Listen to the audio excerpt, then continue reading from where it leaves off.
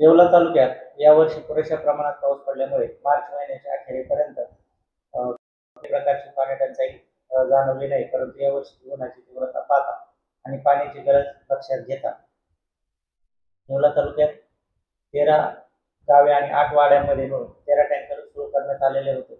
परंतु मागील आठवड्यात उन्हाची तीव्रता वाढल्यामुळे आणखी 6 टँकर नवीन त्या ठिकाणी सुरू करण्यात आलेले आहेत. आता येवला तालुक्यातील 23 गावे आणि 8 वाड्यांमध्ये मिळून 19 टँकर सुरू आहेत आणि टँकरच्या फेऱ्यांची संख्या जी आहे ती 32 आहे. आणि भविष्यामध्ये उन्हाची तीव्रता पाहता आणि पाण्याची निकड लक्षात घेता या टँकरच्या खेपांमध्ये किंवा गावांमध्ये आणखी वाढ होऊ शकते.